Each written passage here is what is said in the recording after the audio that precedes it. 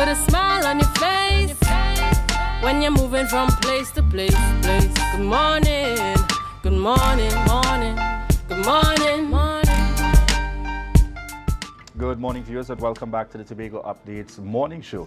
At this point, viewers, we head straight on into our interview with Martin Lumsking, and president of T.U.T.A, as we speak to some of the current issues affecting, I think in these circumstances, parents and our students, and we saw the response coming out from the school as well. Good morning to you and welcome.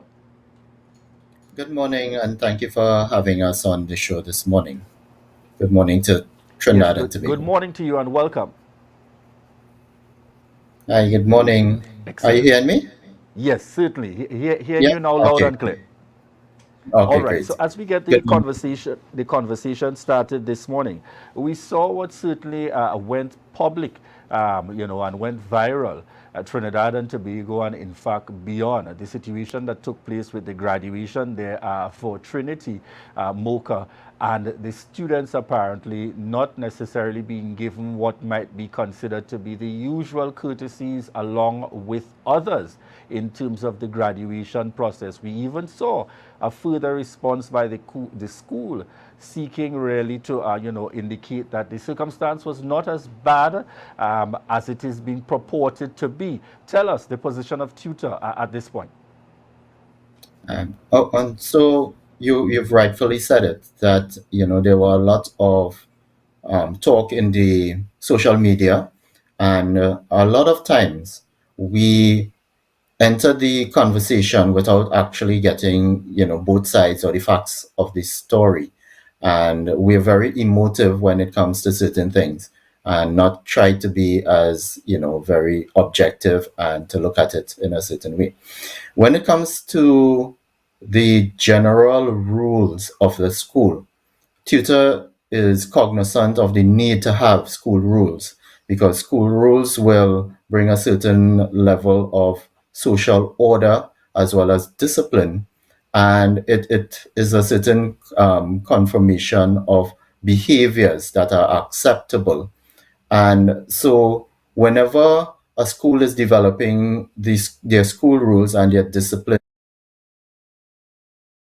our teachers, our administrators, our educators, to ensure that it conforms and it does not contravene the Constitution of Trinidad and Tobago.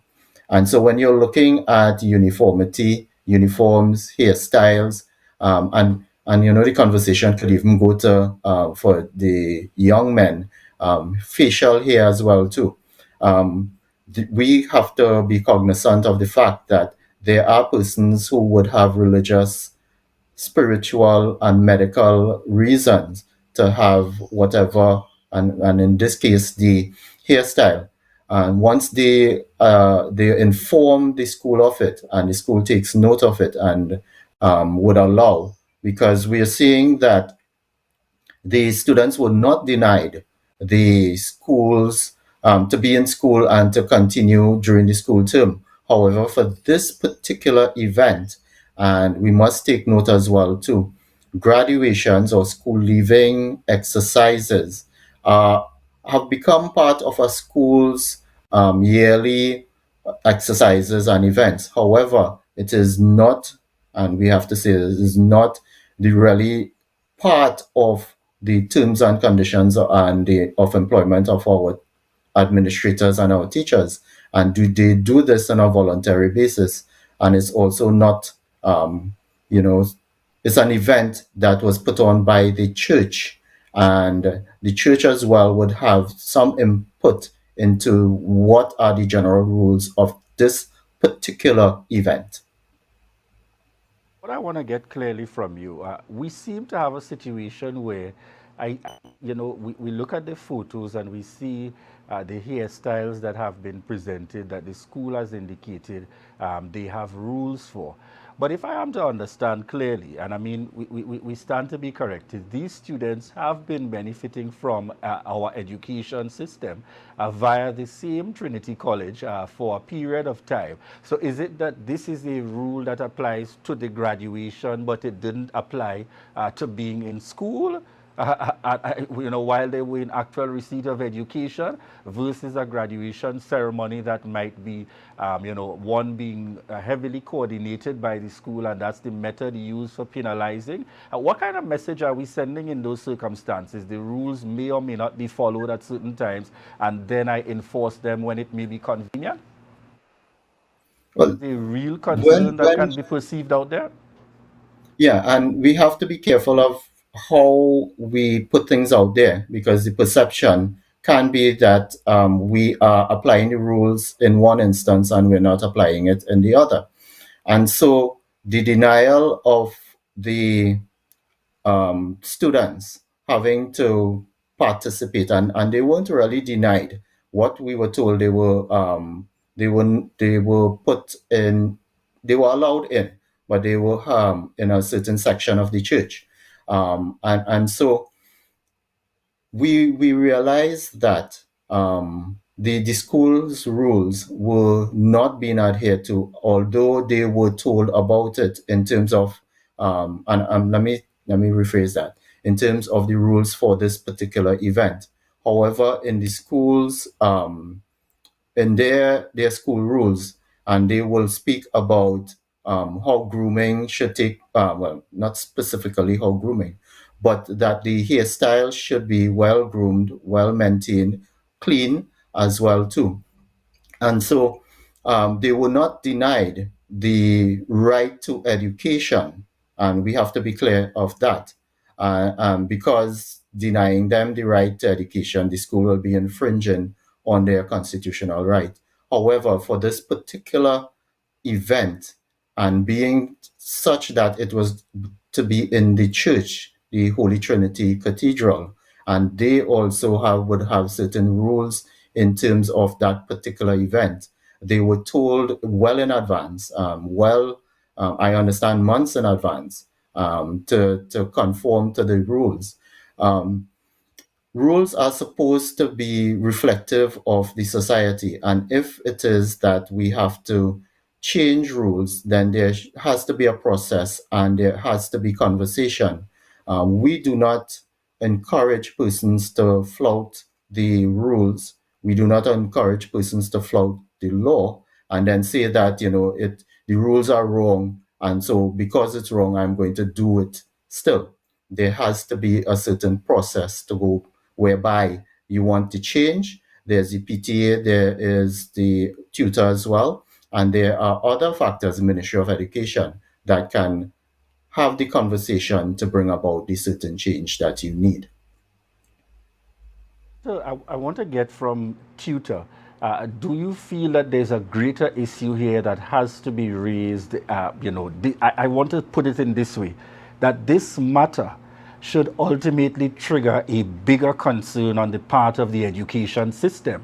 Do you feel it is sufficient for the school to simply say they were not denied, but they were put into a different group in terms of being facilitated? From where most people sit, is a clear indication or appears very much at that to be discrimination at best under the circumstances for the rules. And therefore, my question is, do we have a greater role to play in the context of from tutor in demanding that the Ministry of Education looks into issues like these, where schools at their whims and fancies can make a determination, whether it is in the rules or not, that appear to be discriminatory to our students and their existence?